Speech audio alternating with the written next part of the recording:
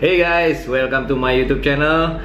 Kemarin saya sempat kaget ngelihat subscriber saya di YouTube naik dari 300 jadi 1000-an.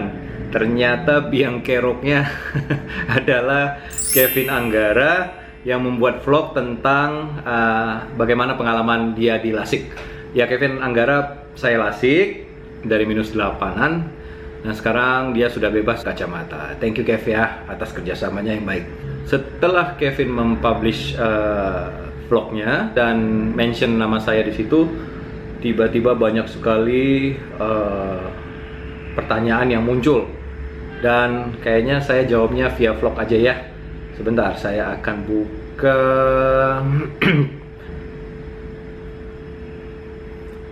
Gabriel Arya.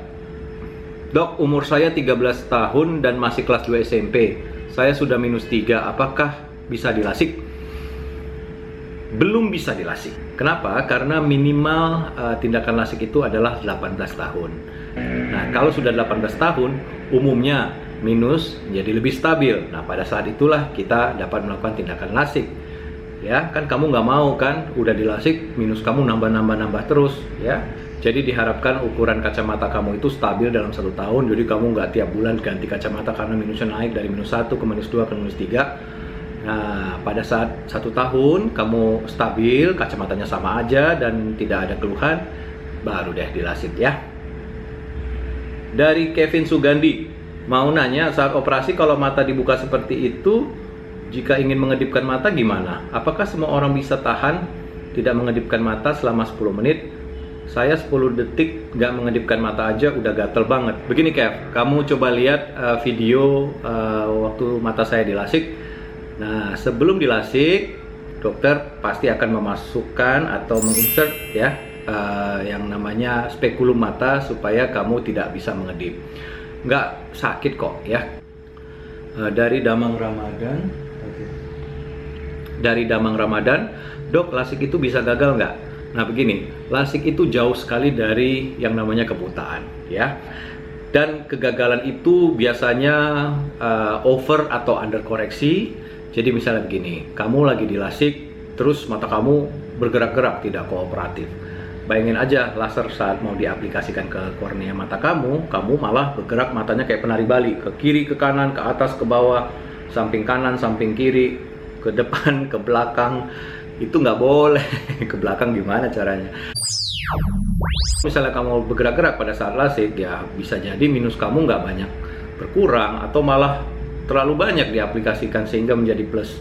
Dan juga silinder kamu juga bisa hanya sedikit yang di treat jadinya. Makanya sebaiknya pada saat ingin dilasik, kamu harus menanamkan di hati kamu bahwa kamu pingin sembuh gitu ya. Jadi bukan paksaan keluarga dan lain sebagainya ya.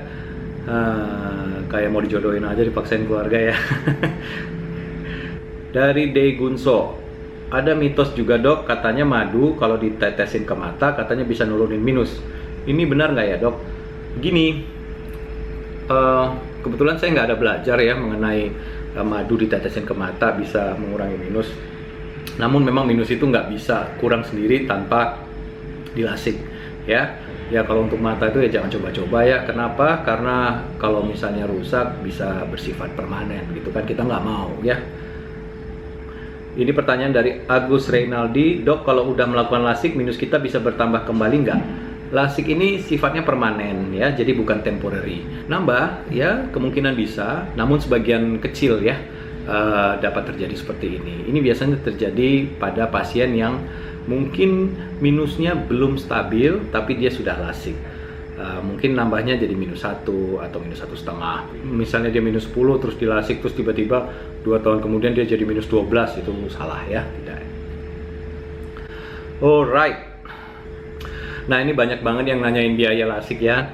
Kamu sebaiknya telepon Jakarta Eye Center aja di 021 2922 1000. Nah di situ nanti akan dijelaskan berapa biaya lasik untuk kedua mata ya. Kalau kamu ingin lasik, namun kamu memakai soft lens, kamu harus melepaskan soft lensnya itu selama 2 minggu. Baru kamu datang ke dokter dan akan dilakukan pemeriksaan apakah kamu cocok matanya untuk dilasik atau tidak. Atau misalnya kamu menggunakan hard lens ya, bukan kacamata ya. Kalau kacamata silakan loh dipakai. Tapi kalau hard lens, kamu harus mencopot hard lens kamu selama 1 bulan baru diperiksakan ke dokter spesialis mata yang melayani LASIK. Begitu saja dari saya tentang pertanyaan LASIK dan sebagainya. Kalau misalnya kamu ada pertanyaan lagi, silakan, nanti akan saya jawab ya. Begitu dulu dari saya. Sampai ketemu di vlog berikutnya. Bye.